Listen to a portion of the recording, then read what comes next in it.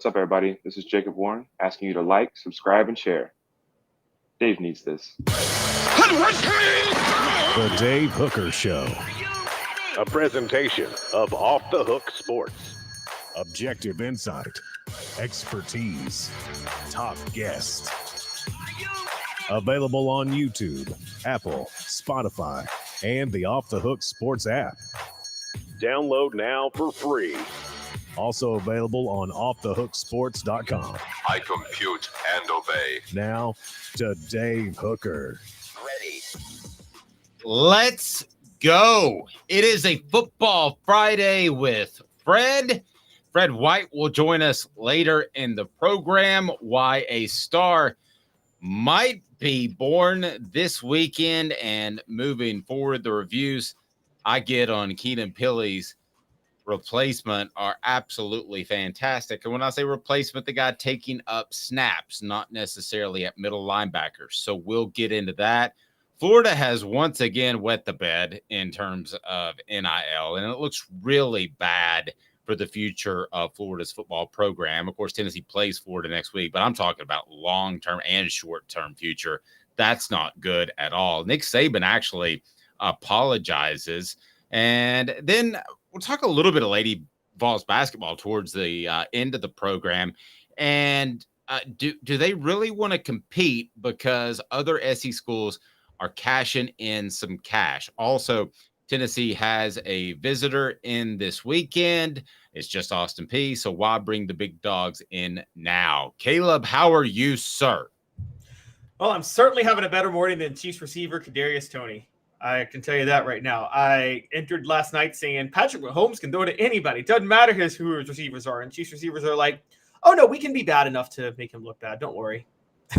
No, and listen, I mean, let's not I thought Travis Kelce, we all knew it was incredibly important. And I think a couple of plays here and now would have been the difference in that game last night. But a lot to talk about. Tennessee's home opener, Neyland Stadium, Austin Peay. The Vols should have plenty of fireworks, plenty of things going. We do have news of, it looks like one official visitor at this point, and I know Caleb Giroux wrote about that. We're going to have that story up on offthehooksports.com here momentarily. If you can go ahead and share with me who's going to be on campus. So let me give you nowadays in recruiting. I covered recruiting for goodness 20 years. So it's not as important to get guys on campus for a game because a lot of times they make their decision in the summer. But the ones that you really, really want to go after, and I'm not saying this is the case with this particular young man, but the ones you really want to go after, you want them in for the big games. You want to wow them. So Tennessee will have more visitors than just this young man, but a lot of the guys they'll be competing with will be at that Texas-Alabama game. I mean, a lot of these guys want to go to the big games, and who can blame them? So who's the one visitor that Tennessee will have on campus, Caleb? His name is Chris Cole, I believe. He is a linebacker, and I think, isn't Tennessee one of his finalists 2 days out from his commitment? I believe that's the case. Yeah. And I think it's like down to Tennessee and Georgia. He comes out of Virginia, which, again, that's a decent pipeline for Tennessee, but like if you're an elite linebacker, you're still probably choosing Georgia. Yep. We'll see. I mean, we'll see how this thing shakes out. But you can read more about him here momentarily on offthehooksports.com. So a lot to get to on the program, including, I thought, a very interesting take by Josh Heupel, who didn't have to say what he said, and most coaches wouldn't, but he did. Let's go ahead and get to that right now. And it has to do with who? It is that guy named Nico. Oh, Nico Iamaleava. It certainly is. And we get to today's tough question. And it's brought to you by our friends at Andy Mason Elite Real Estate. Go to andymasonrealestate.com. Today's tough question is now. Today's tough question. Take a side. Take a stand. The Dave Hooker Show, a presentation of offthehooksports.com.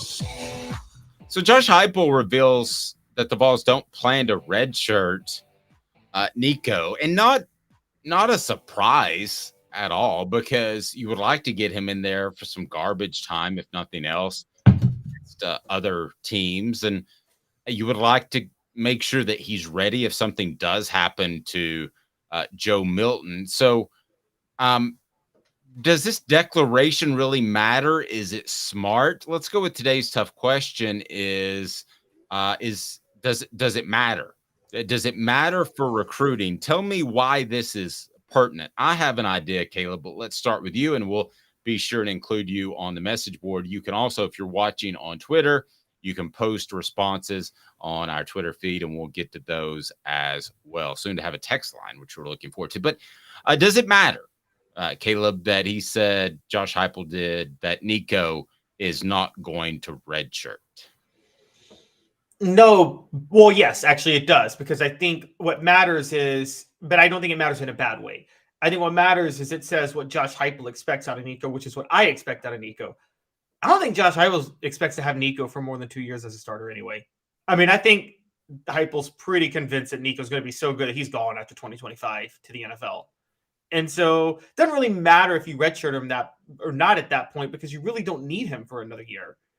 And so I think this is more about, in Josh Heupel's mind, look, we know he's going to be gone after 2025 anyway. It's much smarter for us to play him as much as we can this year when we can, so he can develop where he needs to, so he's ready to go to be as good as possible in 2024. No, agreed. I don't think that he's going to be around Tennessee for a full 4 years, much less 5 years, assuming he stays healthy. Here's the other reason that I think it matters is because you're telling recruits that if you show up and you're ready to play, I'm not going to try to milk another year out of you by redshirting you. And let's face it, there are a couple of guys on this team that they're not redshirt worthy, and we're going to talk about Arian Carter. That's one of them, that are true freshmen that are just not going to be dudes that are going to redshirt. Ethan Davis would be another. So I think he's sending a clear indication to anybody that's listening that if you show up and you're ready to play, you're going to play as a freshman. That has been knocked down on the importance scale, but with NIL, it's not as important playing early, and you'd still rather be ready for the NFL, I believe, than play early as a consensus among prospects. But it is still important. You don't want to show up and just sit there for a year. I mean, Fred White had to do that because of an injury. And, he said it was one of the darkest times and toughest times in his life. So I can't tell you how many players, we talked about Joey Matthews from Sevier County, how many players that had a bad first year and their entire football career went astray. So I think what Josh Heupel is saying, yes, loyal to upperclassmen, those guys are the foundation. But if you show up and you're ready to play, you're going to play. So it's a statement that I don't think gets a lot of headlines, but in recruiting circles, I think it probably means something, and it's pretty significant. Yeah, it permeates throughout. And it also, I think... Great word. I also think it helps the players that aren't redshirting, the Nicos and the Arian Carters, because the more you can get them in the games, the more they feel the confidence from the coaches. I mean, I thought last year, I think one of the best things for Joe Milton's confidence to have him ready to go this year was Josh Heupel was ready to put him in as a backup for a lot of mop-up duty last year to make plays. And and Joe Milton's arm did look a lot better than it did the year before. And I think that had a lot to do with Joe Milton finishing the season strong starting this year. I don't know if Nico's going to need that same type of support that Joe Milton needed. So it is kind of an apples and oranges comparison, but I do think it helps. And with Arian Carter, it's now necessary, as we're going to talk about later on the show. He doesn't have a choice. He's got to play Arian Carter. And so I think that it's a lot of, it's to send a message to recruits. It reminds me of, remember when Lane Kiffin was at Tennessee for the 1 year? He sometimes made some questionable decisions with personnel. I think a lot of times he would put Bryce Brown in on goal line plays when he should have kept Montario Hardesty in. But I felt like that was to send a message to recruits like, hey, I'm getting this guy in there now. And if you come, you're going to play. And before he was out robbing gas stations, Nukes Richardson was in on some Wildcat packages. I remember that. Yeah, and he was a punt returner too. The only guy I've seen straddle 2 punts And it's the only time I've seen a guy straddle a punt once, much less twice, where he allowed the ball to go between his legs in the same season. That was an amazing feat. If you ever see that again, I will write you a $10,000 check, Caleb. Because definitely the most questionable decision he made the entire time he was on campus at Tennessee. That's not true. Lance, let's get back to quarterbacks. Lance said, I don't really expect any quarterbacks brought in by Heupel to redshirt, second string quarterback, of course. That is the day and age that you're at. And listen, 20 years ago, you'd look at Tennessee's quarterback room and you'd say, man, that's trouble because they don't have any proven depth. Because what did coaches like to do? They like to stack them. I remember coaches telling me, well, you want to take a quarterback in every single year. You want to take one for depth. Well, these kids can transfer now. And let's say worst case scenario. Joe Milton graduates after this year and Nico doesn't get along with somebody and transfers. Well, then Josh Heupel is going to go out and get another quarterback in the transfer portal like Notre Dame did with Sam Pittman. So the way you view quarterbacks as far as stacking them is just not realistic. Now, what does that do for coaches? Well, it does this. You come into this season, another worst case scenario. If, let's say, Milton wasn't ready and Nico was too young, the season basically goes down the drains. That's where you are, but that's where all the other programs are. And I said Sam Pittman at quarterback. I'm sorry, Sam. You meant to say Sam Hartman. Yeah, Sam Hartman. Sorry. But do you see what I'm saying? Sam Pittman as a quarterback. Sorry. Yeah, that'd be awesome. You're sorry, Lance. Imagine pushing all of that in, all your chips in every season. Well, that's exactly what every team has to do. There's not a solid B.J. Coleman. No offense to Gaston, but there's not a solid backup in a B.J. Coleman or Rick Clausen waiting in the wings for the elite programs. Those guys have transferred and gone somewhere else to play. You're right, and Heupel can find any quarterback. I mean, if Nico's gone, Heupel will find a quarterback in the transfer portal immediately. Josh Heupel will attract quarterbacks the way Mick Jagger attracts groupies. I mean, it's just. That's a young Mick Jagger. Yes. I don't know. He's probably still doing okay if you think about it. Exactly. The way Drake I'll choose you and you. Like the way they get in line to meet Mick Jagger in his bedroom is the way quarterbacks will be to meet Josh Heupel. Just not in the bedroom, but it's going to be the analogy that went very astray. But no, I see exactly what you're saying. So if Tennessee needed a quarterback in this offseason to transfer in, they're going to absolutely have their pick of the litter, right? Yes, they will get who they want, when they want, from wherever they want. Hey, think about this. Things don't go well at Texas and Arch Manning isn't starting and he ever decides to transfer, and don't think for a second that the Manning family wouldn't do that, because people forget how big of a deal the Eli Manning thing was. They were like, you're not John Elway. You can't dictate where you go. And John Elway was a big deal too. But the Manning family, they were determined that Eli was not going to play for the Chargers. So if anything goes south, if Steve Sarkisian starts to take a sip or two, ouch. But if he does, then Arch Manning would look to go elsewhere, and who could blame him? And don't think that Tennessee wouldn't be in the conversation. They would. That's getting more open by the day. I mean, you saw Caleb Williams' dad basically say, if a really crappy team has the number one draft pick, Caleb Williams isn't coming out. And I firmly believe Peyton Manning didn't come out in 96 because the Jets had the number one pick and he didn't want to get drafted by New York. That's a little too conspiracy theory for me. I've heard you say that. I'm not willing to go down that line, but I am willing to change it up to what the H? What the? What was he thinking? Release the hounds. The Dave Hooker Show. Keep cool. A presentation of offthehooksports.com. What the H? Florida is botching up the NIL once again. It's brought to you by Andy Mason, AndyMasonRealEstate.com. Andy Mason is absolutely fantastic. Best service and prices in the biz right there in Knoxville. He's my realtor. He should be yours. So give me the latest, because I read it. It's kind of complicated. I have a firm grasp of it, but I'm going to let you explain it, Caleb, because we are only a few months removed from Jaden Rashada showing up on campus. That would have been in January, and the NIL money was not there for him. And I mean, that's a big deal. And he ended up getting out of it, but I guess technically they could have held him to his signed letter of intent, or if you spend the night, you're considered enrolled. I learned that from the Lane Kiffin days. But he was able to get out of it. But I tell you, this is another mess. Describe the latest NIL mess for Florida. What is going on down there? This one's way worse. This was a predatory loan, basically, to NIL. So Chicago Bears rookie Gervon Dexter signed with a speculative investment capital company. It was an NIL endorsement from Big League Advance Fund, is what I think was the collective.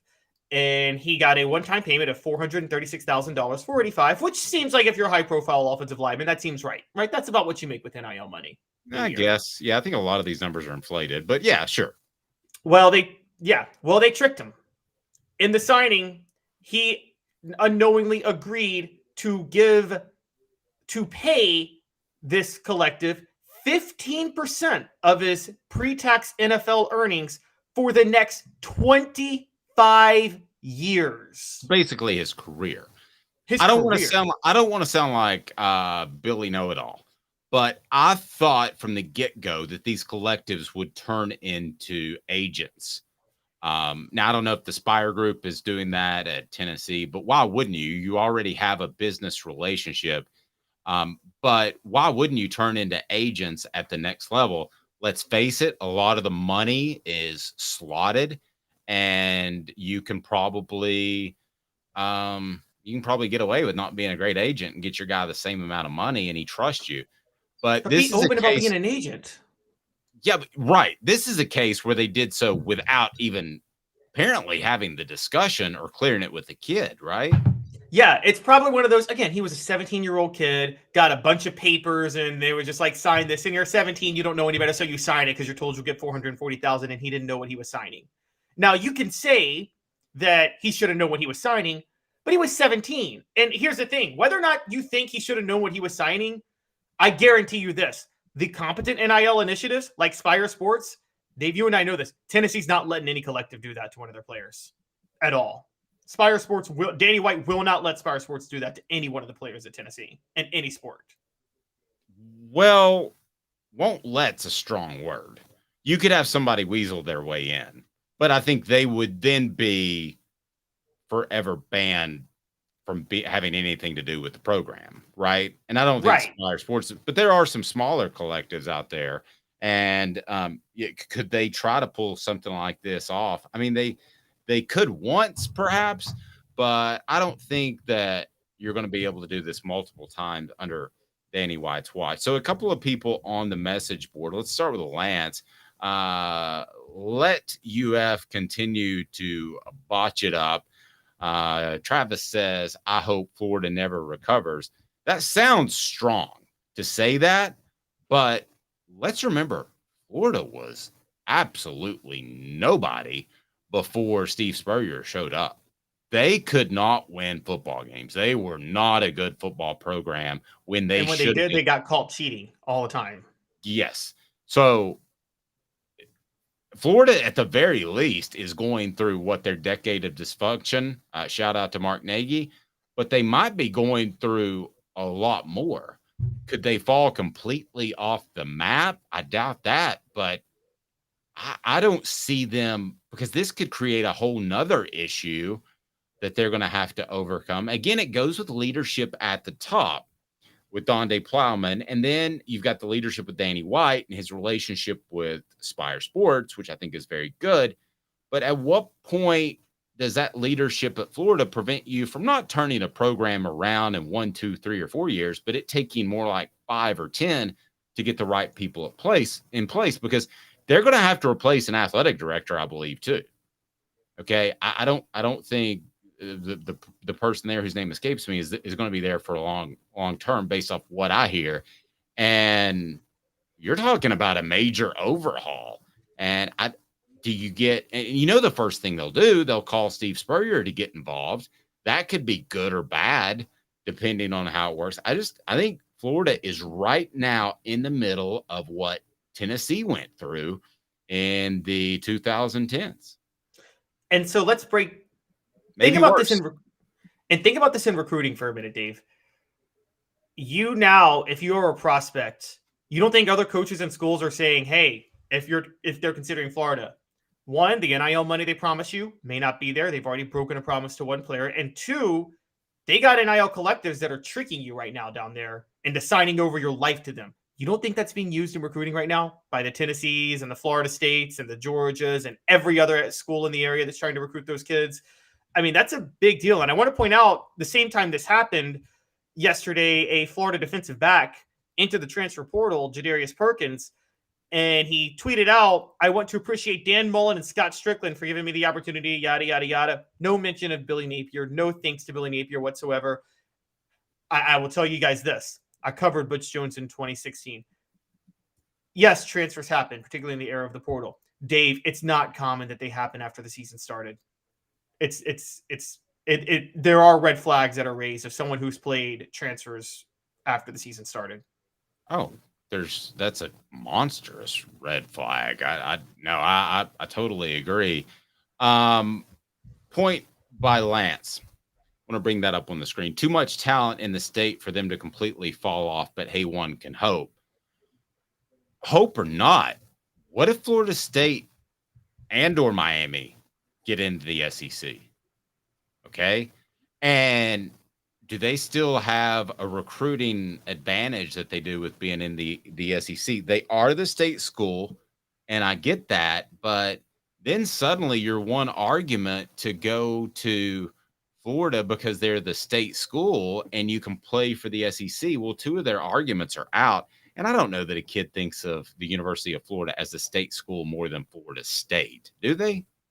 No, and kids also that live in Florida, I can tell you this right now, it's not what you told me about Louisiana. It's not that they're looking to get out of Florida, but they're not desperately wanting to stay in Florida, because it's not like their grandparents, their moms or aunts and uncles, an entire family is in Florida.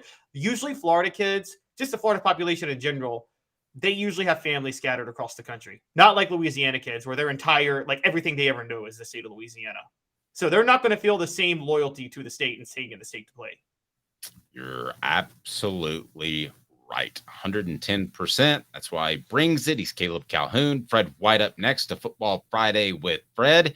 And that will be brought to you by Herald Group Security Solutions. Leadership experience, specialization, addressing problems through unique mission-specific mitigation techniques, also making your children safer one school at a time. Go to your school administrator and say, hey, have you heard about Herald Group Security Solutions? They're available for private schools, but working towards legislation to work with public schools as well, just simply to make schools safer. And we all know what's going on out there. Stay tuned. Fred White up next, BFL. We love him.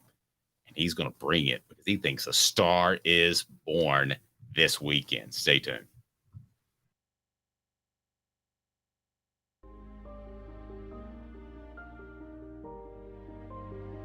Our family has been creating one-of-a-kind pieces of jewelry in West Knoxville since 1986. Each piece is a combination of unique processes that bring your idea to life.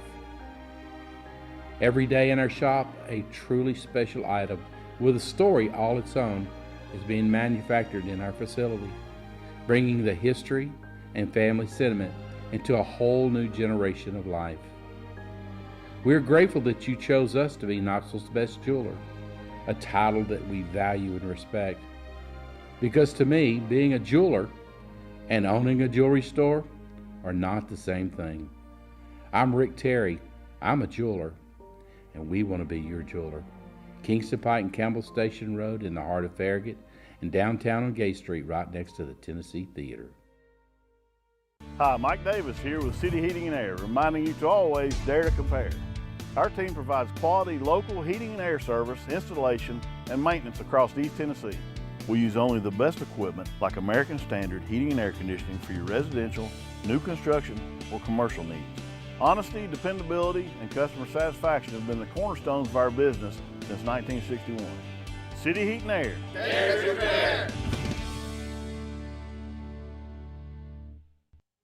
These mountains hold and defend a spirit far better than moonshine. A drink that holds flavor that becomes necessity. A hard cider made and relished by folk who are as hearty as they are legend. A refreshment that can only be found in one place. With a taste that makes you say, give me 3 bottles of the good stuff. Tennessee Cider Company, where necessity can be found.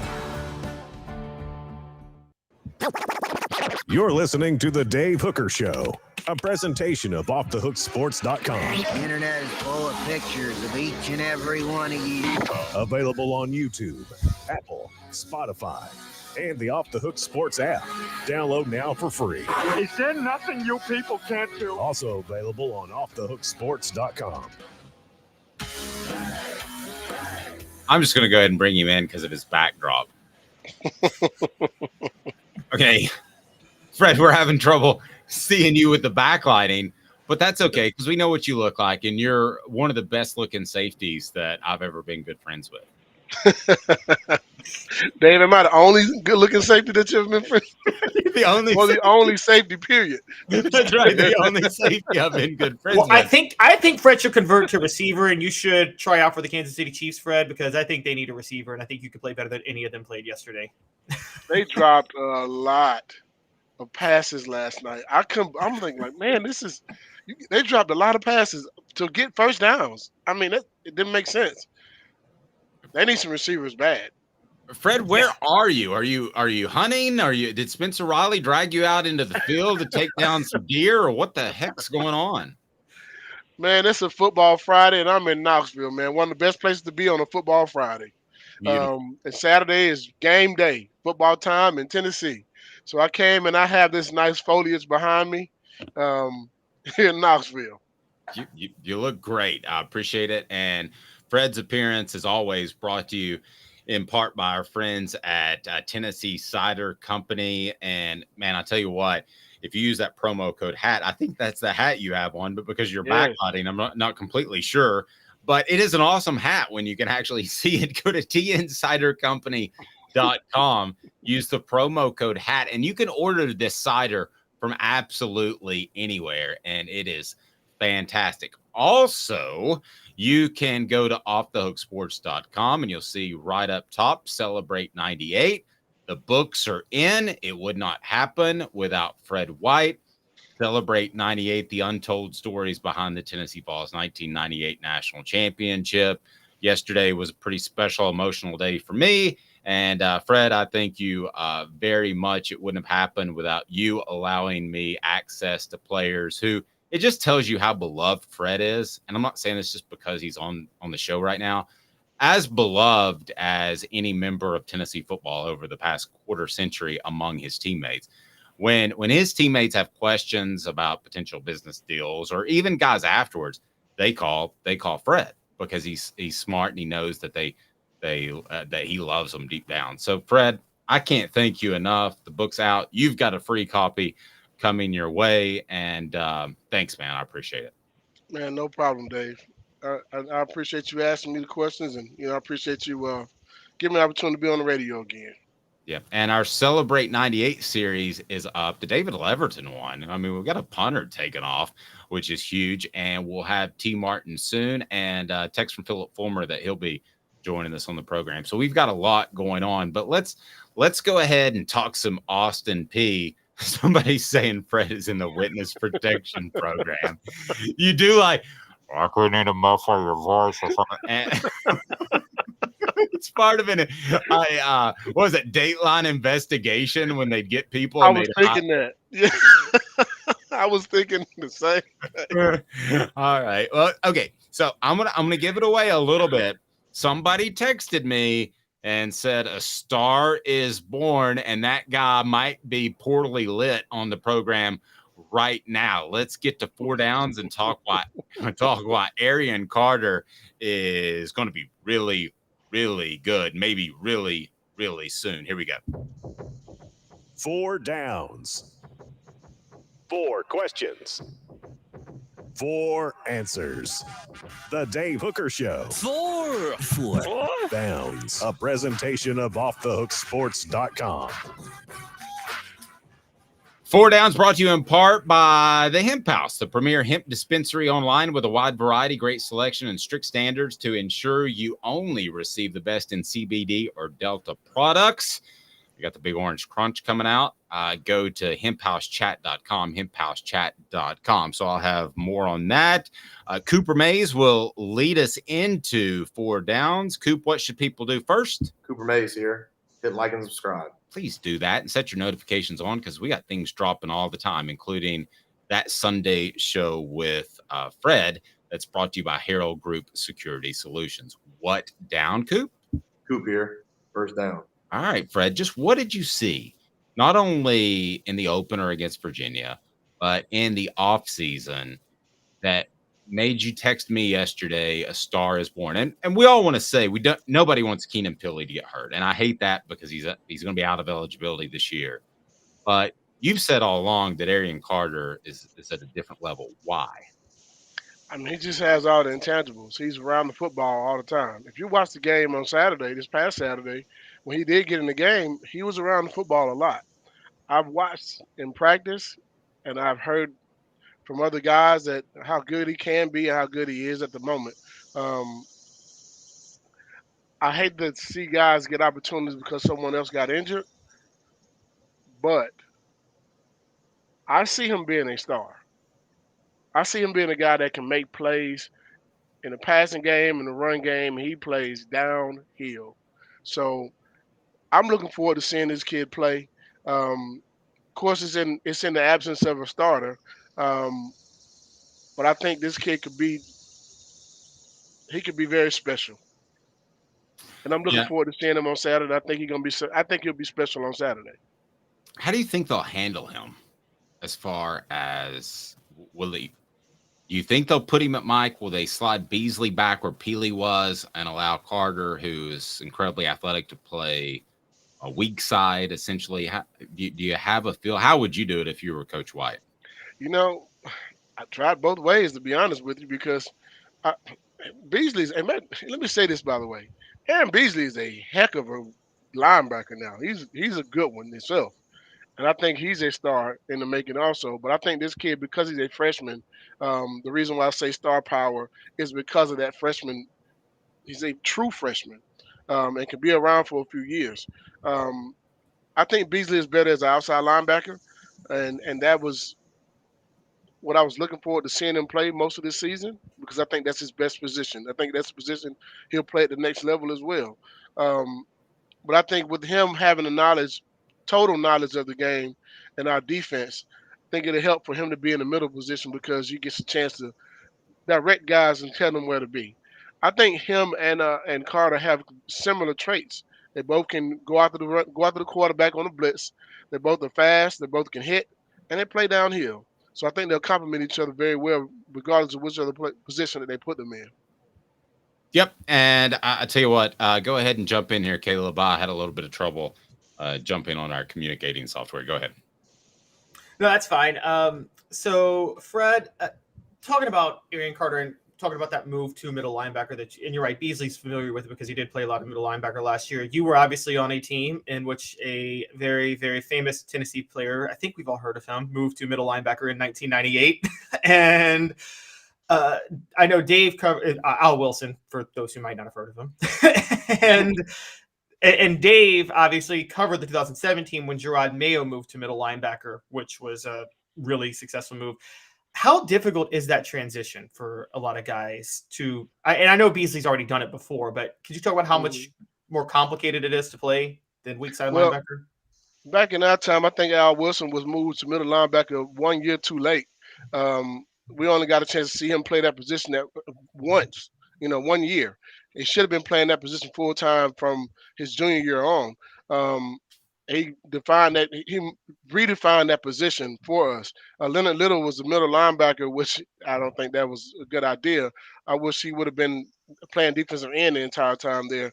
And now Wilson showed that he could play a middle linebacker position. He changed it for different reasons. He was very tough, very fast, and it made that position a different position for us.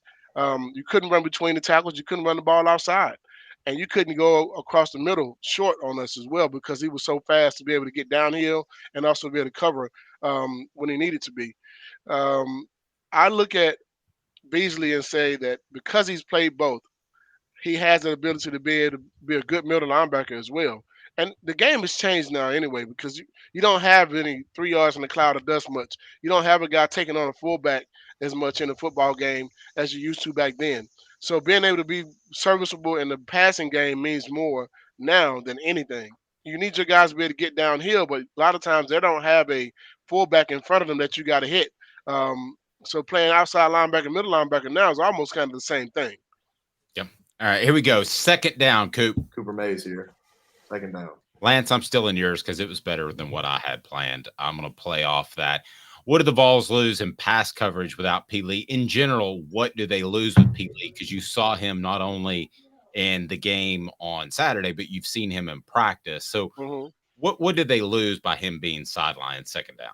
I think just being a senior leadership, and a guy who's already been in the battles before, and a guy who great effort.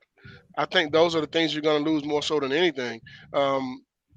Bringing in a freshman, he does not have that leadership just yet because he's not a senior. He may have some leadership abilities, but he hasn't been in those battles in college football games, and that's what you're going to lose more than anything, that experience. And I think that's hard to come by in any sport. Very true. Yeah.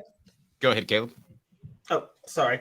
Yeah, I was wondering the same thing. What have you seen from, kind of sticking with that with pass coverage when we talk about Arian Carter and Aaron Beasley? And I want to throw in Elijah Herring in there too. Who would you say is the best right now in pass coverage of the current Tennessee linebackers now with Peely out? I'm going to say Beasley. I think Beasley's a better cover guy. That's why he was so good on the outside, because he has an ability to cover the running backs out of the backfield, sometimes a tight end, those type of things, and also be able to rush the passer on our blitzes and those type of things. So I think he's probably our most complete linebacker with Peely gone. So with Peely gone, I think that's the guy you got to lean on most of your season with the injury situation. I don't know when Peely's coming back, but you're gonna have to lean on the guy who's already been through those battles. And I think when it comes to talent and athletic ability, all those guys are capable, all of them. So we don't lose anything in that aspect. You just lose the experience part of it, knowing situations of the game. Let's get to third down. Coop, is that the correct down, sir? Tennessee center Cooper Mays here. Third down. Arian Carter could be the best Tennessee linebacker since blank. I'm going to say Aaron Beasley because he's on that same team. I got to give Aaron his props where they're due and his flowers where they're due. But I think both of those guys, as far as a tandem, can go back to Mayo and even Barnett and Simon, those type of guys. And that's a long way back. We've had some guys that come out since then, but also Kurt Magid and A.J. Johnson. Those guys were a good tandem as well. I think they can be that good. I think he can be as good as those guys as well.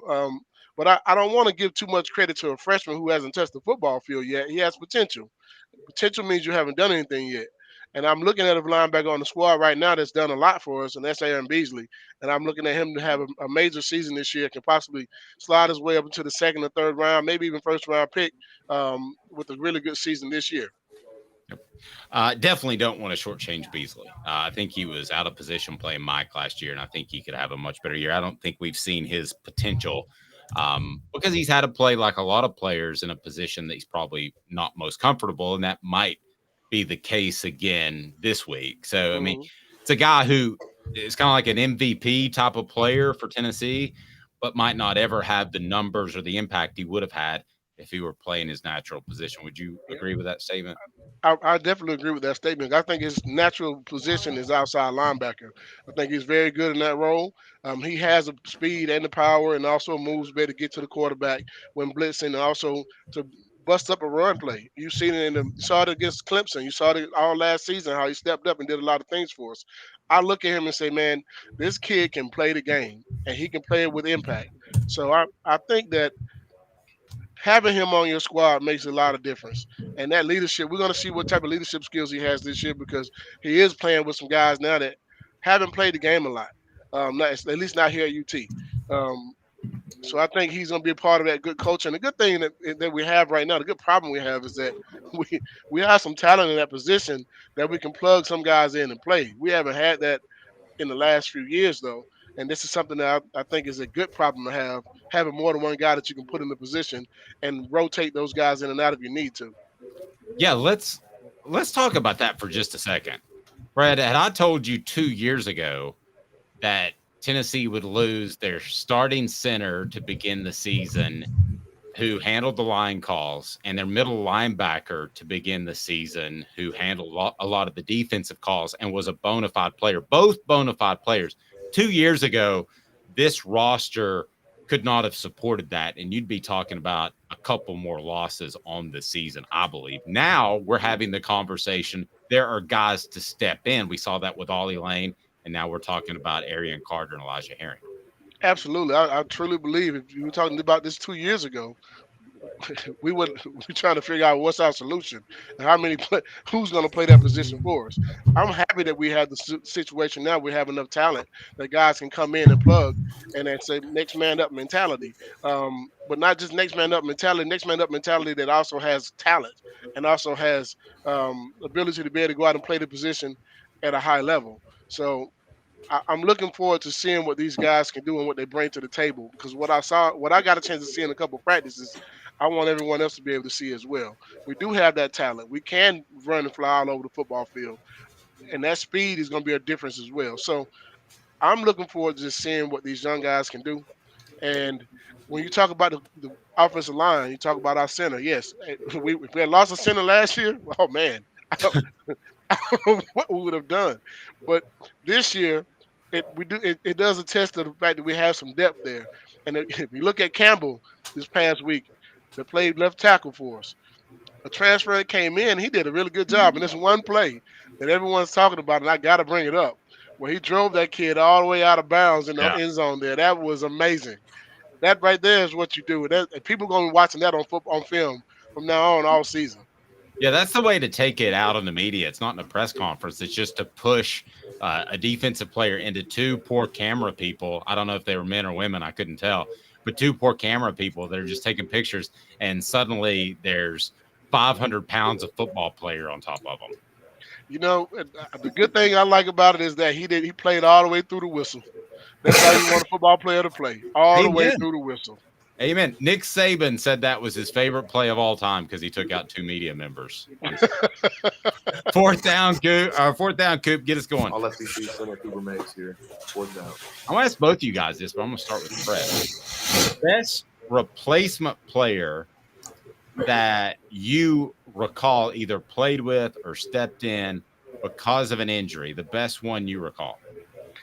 The best that I recall because of injury? Or suspension or whatever. Well, I'm gonna call out two guys, and they played with me. I'm gonna go that direction first.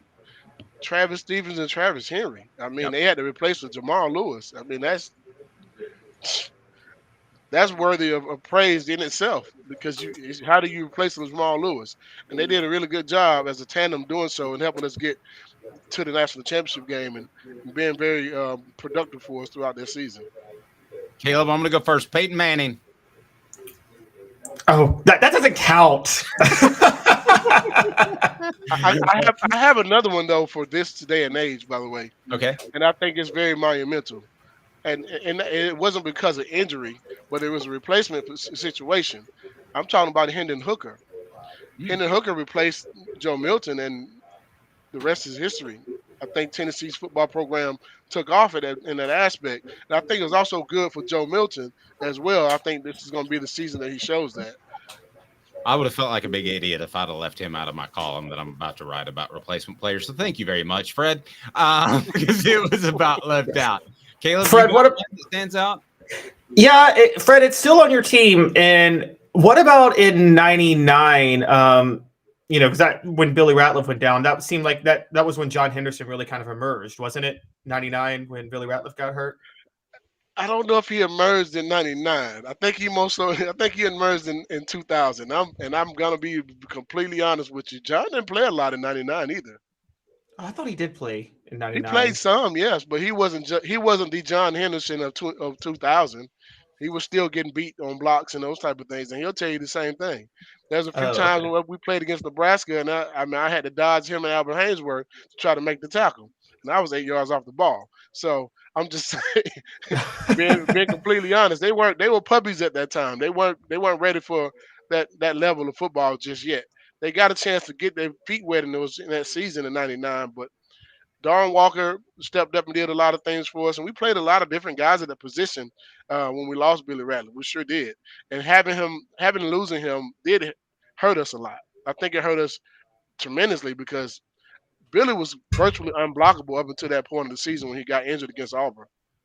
Look at Lance coming up with a good one. Omar Gaither stepping up for an injured Kevin Simon in 2004. That's a good one. Yeah, that's a really good one. That's a team I covered, and I didn't think of that one. Austin Peay next up. Tennessee could go out there and a D- game, and they're going to win this football game. But on the flip side, you've got a guy in Joe Milton who you would love to be in the conversation of a Heisman Trophy, to have two quarterbacks 2 years in a row. So Caleb brought this up in our 3:45 a.m. production meeting, and that was, should Tennessee run it up to boost Milton's numbers purely for Heisman talk later in the year? What do you think, Fred? I think if that's what you're doing, you're wasting your time, and I think you're not being productive for your football team. I think you try to figure out ways to go out and get better, and the score just be what the score is. You should go out and try to figure out how to get your passing game clicking.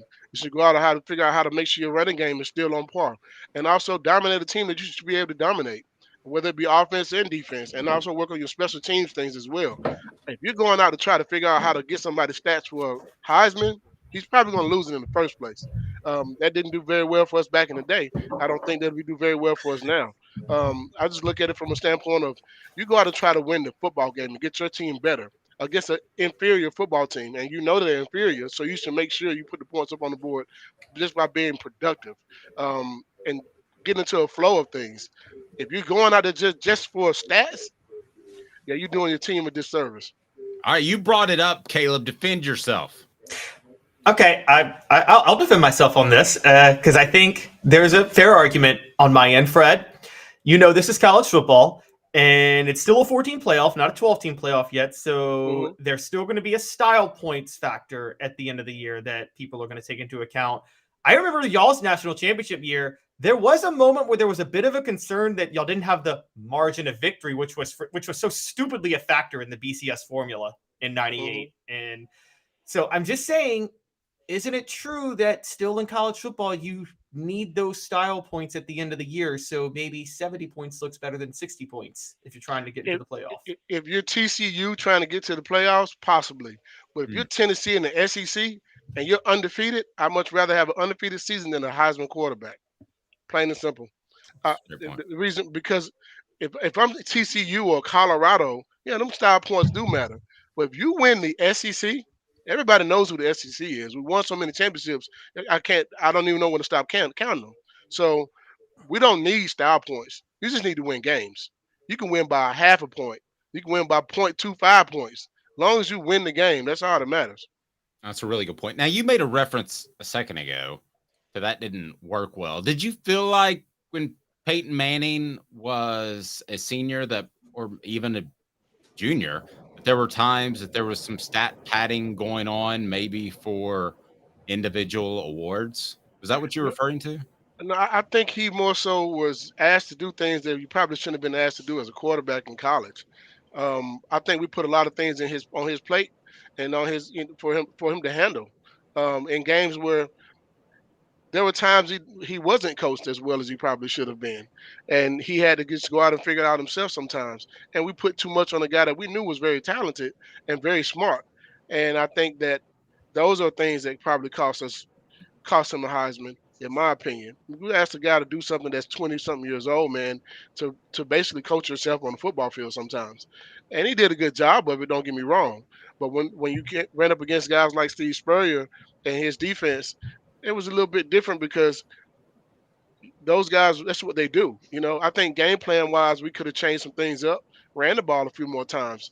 The year we had Jamal Lewis in '97, I would have much rather saw Jamal Lewis running the football a few more times in that game, and then us passing it as many times as we did.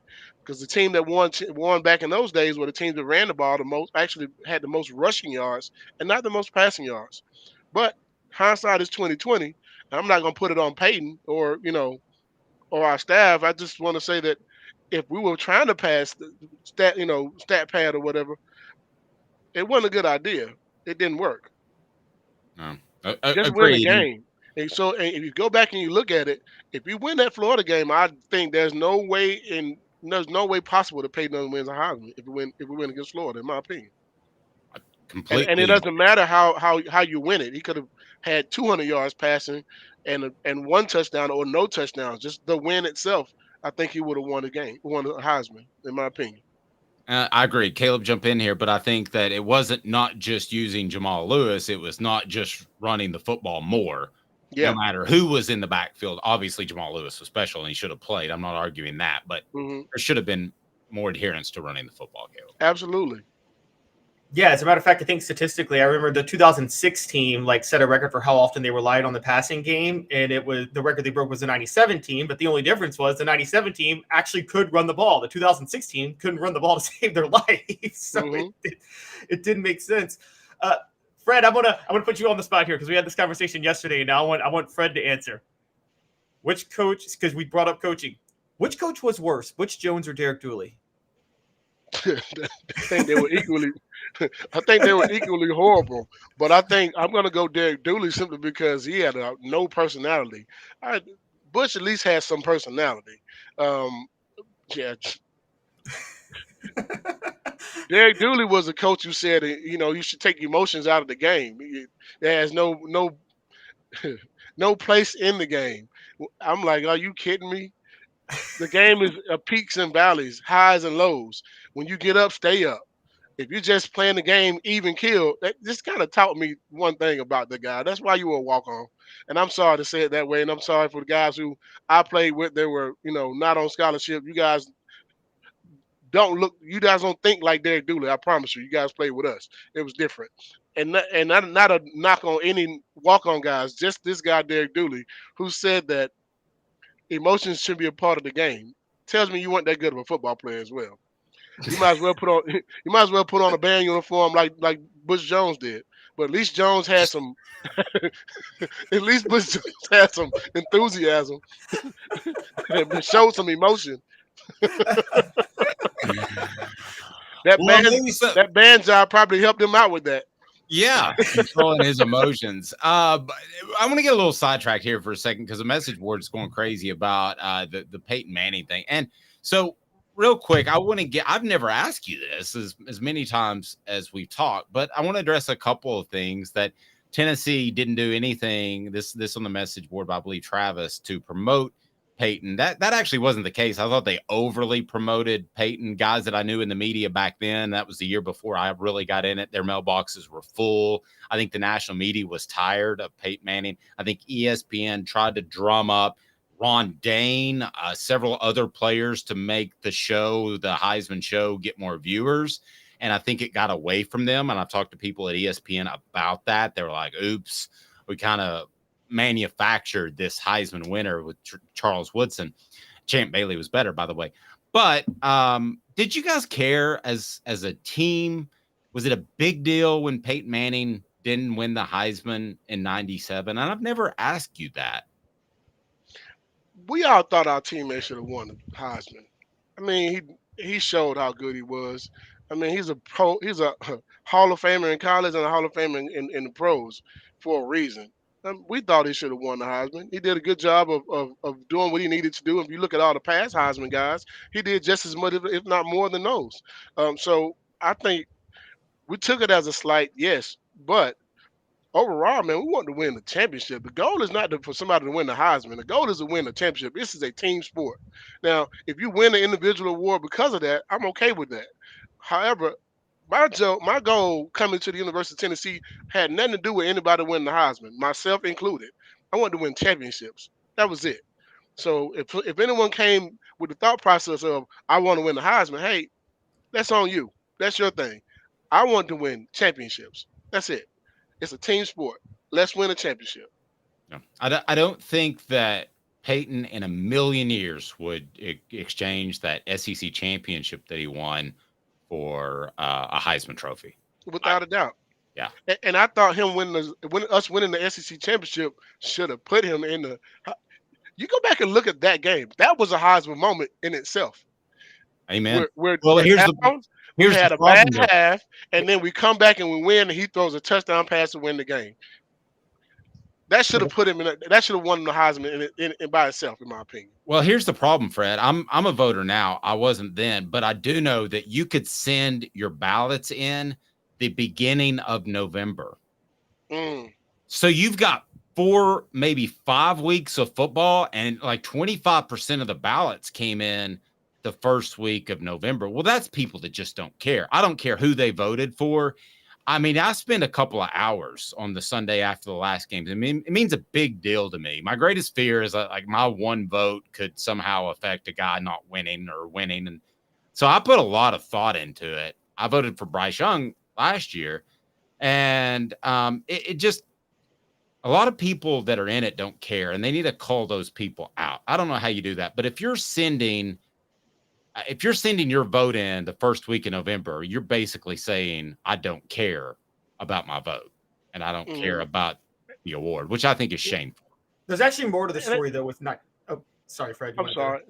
Let me just get this out, too. Let me tell you about this. Charles Woodson was not a bad football player. Now, don't get me wrong. Amen. He's a college football Hall of Famer and a pro football Hall of Famer also. And he had a stellar career.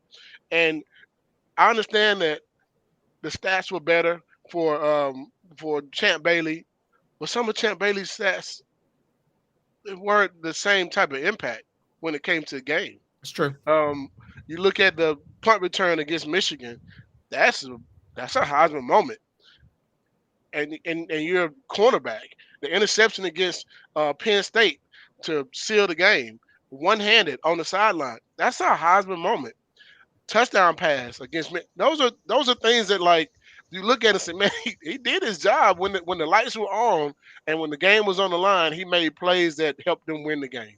Him solely made those. And of course, on punt returns, you got guys blocking, but he did the returning of that. I can't sit here and say he didn't do a really good job. Do I think he deserved it over Peyton? I don't. However, he had a heck of a season for a defensive back. I completely agree. I do think the media was tired of Peyton Manning because they had heard about him for 4 years. I think that was a big part of the issue. Well, the deeper story here, and the one that I wanted to bring up was, guys, we're also forgetting that this was the 90s, and Fred, as you know, during this time, the SEC was the only conference that had a conference championship at that time, a conference championship game. And the Big Ten didn't. And I know a lot of writers, a lot of people, particularly traditionalists in college football, were very much opposed to a conference championship. So on principle, they wouldn't take the conference championship game into account when they're doing their Heisman ballot. So for many of them, the last game those are the people that should lose their vote. Yeah. So the last game they took into account, they saw Charles Woodson ball out against Ohio State, like you said, which is one of the best games a cornerback has ever played in college football. That was just amazing. And they saw Peyton Manning against Vanderbilt, and let's just be honest, Peyton Manning didn't have that good of a game against Vanderbilt in '97. Played pretty poorly, and I think that stuck in their mind was that last game, that last regular season game for both of them. Well, we're way sidetracked, but ESPN wanted more people to watch the Heisman Trophy ceremony. So they drummed up. They went through like 4 Big Ten guys, and Woodson was the last one. And again, I'm not knocking Woodson at all, Fred. But they did want more people to watch because of viewership, and it was a boring race. Peyton was going to win it, and I think it kind of got out of control a little bit, like the movie Gremlins. You know, if you just keep the cute little thing and you don't let it eat after midnight or whatever the rule was, you got a cute little animal, but it gets out of control and suddenly the whole damn town's burning down. And I think the biggest slap in the face though is that he lost it to a defensive guy. There's only been 2 defensive guys to win it, and it may never be another defensive guy ever win it. Although the guy from Notre Dame, the one who had the fake girlfriend, he almost got close. Oh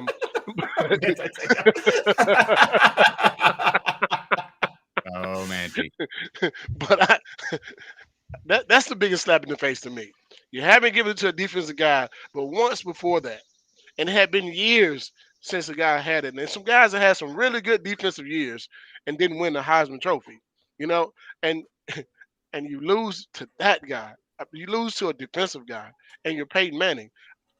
I like to think that fueled him a lot too when he got to the next level. I'm pretty sure it did.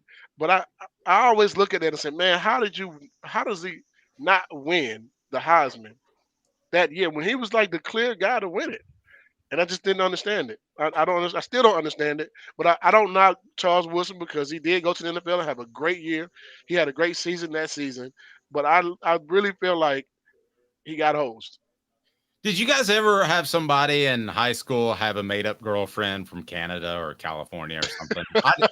I honest to goodness did. Honest to goodness did. And his name was Chris.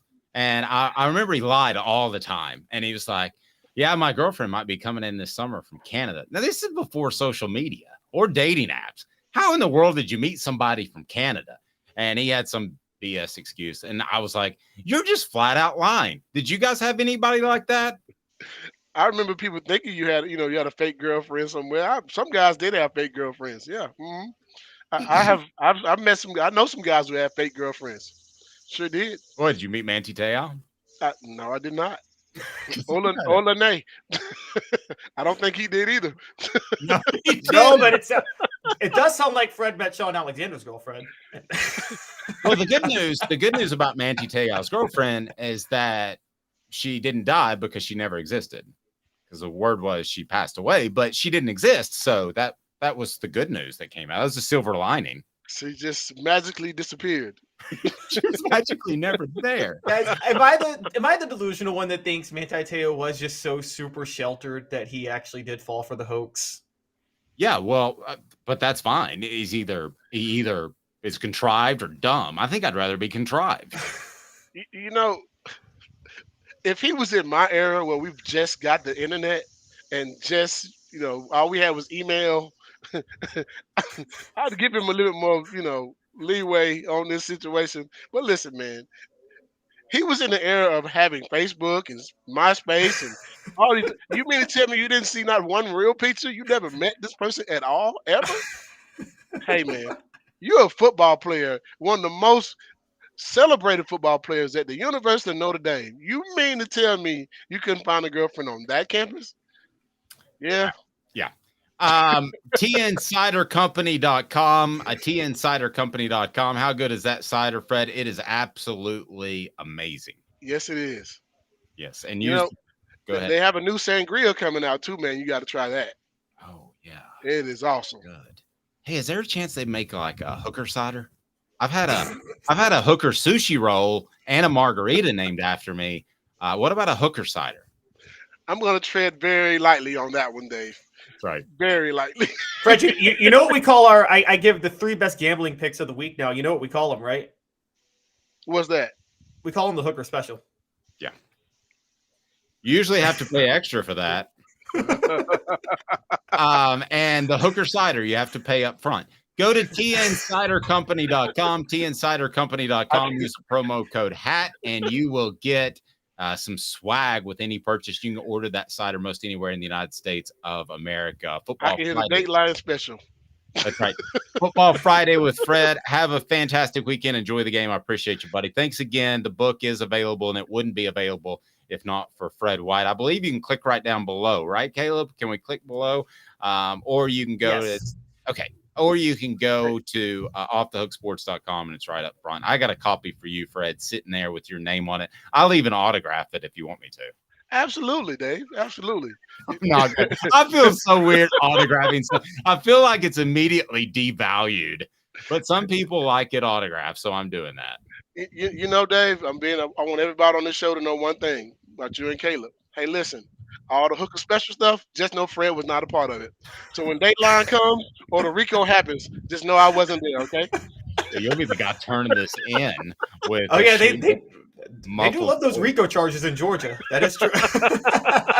Still, the best though are those Chris Hansen things. To Let's catch take a seat right over there. Oh man, why don't you take a seat right over there? My favorite is they were always like, I just want to. Yeah, why do you have the Zima? Why do you have the Zima? Who are you here to see? Fred, take care, man. You're the best. Go Vols. There you go. Nick Saban apologizes to a media member. What? Right after this, 90 seconds. Caleb Calhoun, me, Dave Hooker, Off the Hook Sports. Candace, I was really heavy into the drug culture. I was selling drugs. I was just constantly in pain. I was missing like a good support system in my life. Candace has given me everything that I need in order to successfully have a wonderful recovery, in order to have a life that I didn't even know was possible. And it's not just about me anymore, and I love that. I absolutely love it. You can take your life back. Call Cadis today. With all that sun, sand, and salt water, the beach is a very relaxing place. Unless you wear contacts. Ow! Open your eyes to the best the beach has to offer with LASIK vision correction from Campbell Cunningham Laser Center. Sports Treasures in North Knoxville is one of the South's largest sports cards and memorabilia dealers, featuring over 10 million sports cards from vintage to modern. Sports Treasures carries a full line of hobby boxes, singles, autographed memorabilia, Tennessee Vol collectibles, fan cave decorations, and so much more. See a museum full of collectibles at Sports Treasures, 4819 North Broadway in Fountain City, and Sports Treasures on Facebook. Sports Treasures, where the real sports fan goes to shop. Who's this guy? Hello, wizard. The Dave Hooker Show, Ooh. a presentation of Off the Hook Sports, What? YouTube, Apple, Spotify, and the free Off the Hook Sports app. Back to Dave Hooker. All right, welcome back to the program. Excuse me, Nick Saban into apologies. What is that all about? It's a very odd situation to have him apologize. By the way, can we give Josh Heupel a little bit of credit in how he handles the media? I know he gives absolutely nothing in press conferences, but he treats the media well, and his goal is to say nothing in press conferences. That's a fact. We all know that. But yeah, I think he's very fair. And I heard Jimmy Hyams over the weekend, who has a column up, I believe, at offthehooksports.com, or will very shortly, his prediction of what's going to occur against Austin Peay.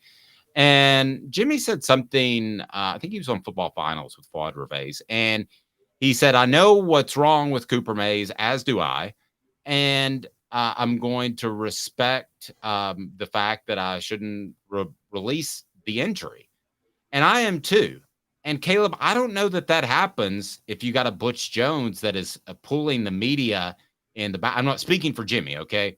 But if you've got a Butch Jones who pulls the media in the back room and dog cusses them because a national columnist for their same company wrote something that they didn't like, and you had two reporters, I'm not going to name names, during the time that I respect and were great individuals that got out of media altogether because of Butch Jones.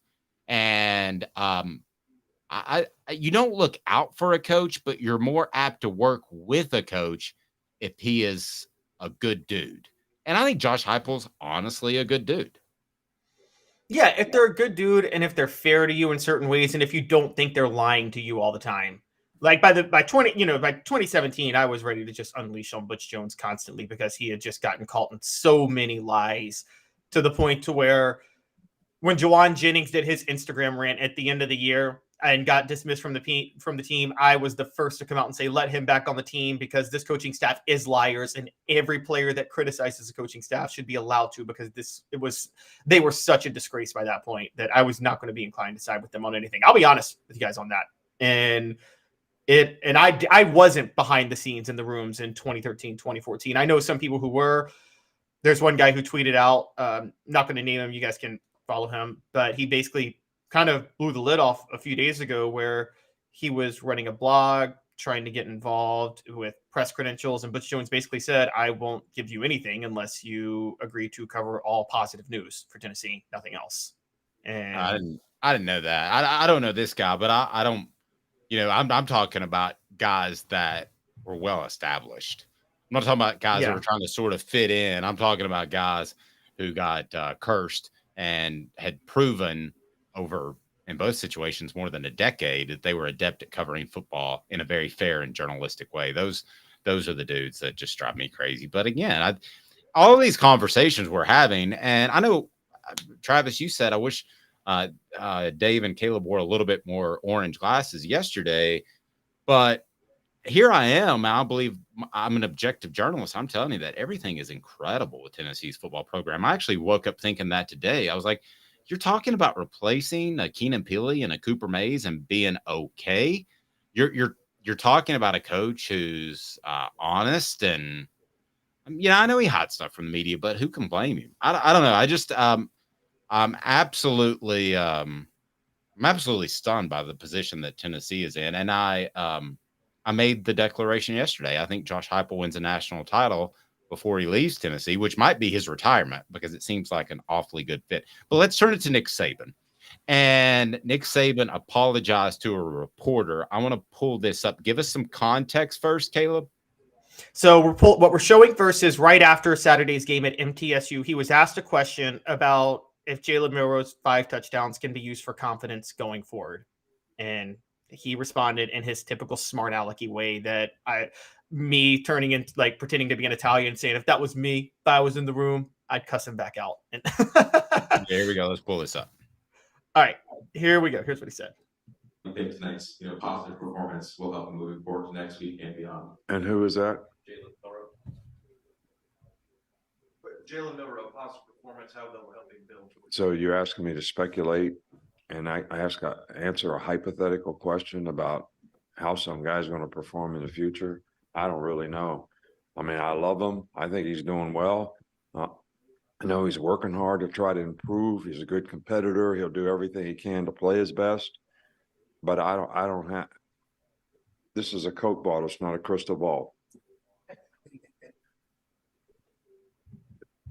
So that was that part right there. So let's be fair. That was not the question. It was how much did it help Jalen Milroe's confidence? Well, it should help it a lot because last time he looked like a bumbling quarterback and he looked like a superstar quarterback over the weekend. When he played last week, he had 4 turnovers, or last year he had 4 turnovers. Last week he had 5 touchdowns. Was it 3 or 4 turnovers? Did he have 4 turnovers? Oh, you talking about last year? Last year. So against Texas A&M, I think he had 4 turnovers. Yeah. Yeah. He had. So I mean, that's a very good question. It's a good question for Joe Milton when he played Virginia, and so I mean that's a perfectly legitimate question. Oh yeah. Okay. So here is the retort when Saban apologized. Yes, Saban comes back. I believe this was yesterday, and addresses the question and the reporter who asked the question. So, in Austin, look, you didn't ask a bad question the other night. I just didn't answer it very well. And, when a guy plays well in a game at any position, it should help his confidence and it should help him perform better in the future. But I do think that every player, has to understand that just because I played well, I still want to try to improve the few things that I could have done better. And I think if a person keeps that mindset, then they're always improving, all right, because you're never satisfied and you're always trying to do better. And you don't let complacency creep into your game. And that certainly hasn't happened with Jalen. So, hopefully the confidence that he gained in this game will certainly help him to continue to play, better and better in the future. That's what we hope for as coaches. That's what we try to encourage him to do. So, and that should have been my answer the other night. So we're partly in the speculation game, but to overreact to a simple question about Jalen Milroe, which you could go into a very positive answer very quickly, and then to come back and respond to it, does that tell you that maybe despite Jalen Milroe's great performance in game 1, that maybe he's a little bit insecure about Milroe moving forward? Yes. And I'm going to say this to Twitter right now. And Dave, I want to see if you agree with me. I first want to address something that everybody thinks. This is not a change in behavior. Nick Saban didn't have some change of heart and decide he needs to be nice to the media now. You and I agree on that, right? Everything he does is calculating. Yes. Yes.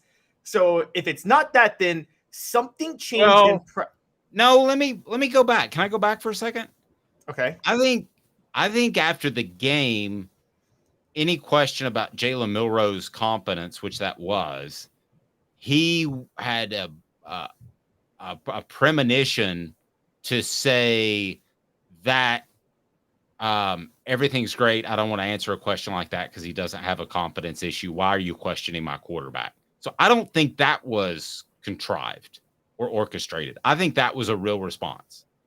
Is that what you were getting at? Because I think he's sick of answering that question. I think Josh Heupel was sick of answering that question. I think Joe Milton was sick of answering, what do you got other than your arm strength? So no, I think that was a real response. That may be a real response at that one, but I don't think what he did after, I think we're on the same page at. Right. Yeah. So Wednesday, what he did, that's not a change of heart because Nick Saban has never done that before. The only time he ever apologized before was when he lashed out at Maria Taylor on ESPN. But that's because, again, you can go at a local reporter making $55,000 a year or $30,000 to $40,000, whatever they're making. It's easier to get away with that than it is to go at ESPN reporter when the whole institution of ESPN is going to come down on you at that point and defend their person. That's the only time I ever saw him apologize. So for him to apologize, I think this was an AL.com reporter. That he's not doing that because he had a change of heart. He's doing that because there's something meticulous about why he's doing it. And I think what you think. I think he's still nervous about Jalen Milroe's competence, and I think maybe he's worried that the way he lashed out Saturday after the game doesn't help Jalen Milroe's confidence, and he's seeing it in practice this week. You may well be right. I do not know. I'm going to give him the benefit of the doubt in that he really realized he answered the question in a rude, distasteful way, and it was unfair, and somebody brought that to his attention.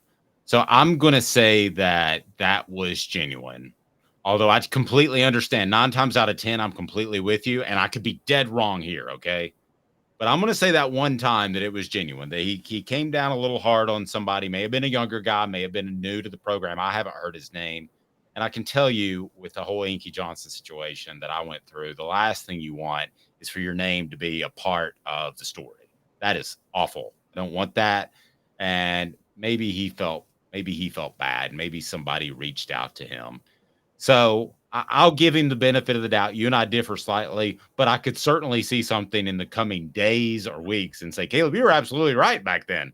But nevertheless. Look, I never liked the bullying. Sometimes when he lashes out, I've actually defended him in the past because sometimes I think the questions are kind of stupid. I'll be honest. Like one person one time asked him, oh, Nick, you only signed 3 guys on National Signing Day. Was that part of the plan? And Nick's like, don't you do math? We signed 30 guys in the early signing period. Of course, we couldn't sign that many people on National. That was a dumb question, and you call him out. But not to call out people in my industry, but I understand when Nick Saban gets mad sometimes. But there are times where he lashes out at reporters unfairly. And I've never seen him come back and apologize for doing that. Okay, you may be right. You may well be right. I'm going to say that sounded genuine, but I'm the guy that gives people the benefit of the doubt probably more than I should. But yeah, we'll see what happens this weekend against Texas, and then we may have a little bit more insight into that. We don't talk a lot of women's basketball this time of the year, but LSU inks a big deal to keep women's basketball very good to very great. Is this something that Tennessee should look at? I mean, this has always been a non-revenue sport. People used to say they made $1 million. Well, they used to get $1 million check cut to them from the football department that would essentially make them look like they were break even. So you got to go into this realizing you're never going to make money, even at Tennessee or UConn, in women's athletics. But it is something that can be used to gain exposure for your program. Should Tennessee play this game and give out a big contract to whoever, I don't care who the coach is, Or should they just say this is a losing money proposition? Let's dump more into football and men's basketball because that's where the revenue comes from. It's a loaded question, Caleb, because there's a lot of heritage and there's a lot of legacy and there's a lot of great things about the Lady Vols. However, that being said, it's never going to make money for you. See, I break with you on that. I think it will make money for you. And here, women's basketball, not any other sport. And here's why I say that. Here's something you're missing, Dave. And no one wants to acknowledge this. Tennessee women's basketball hasn't been that good ever since women's basketball started to become more profitable on a national level.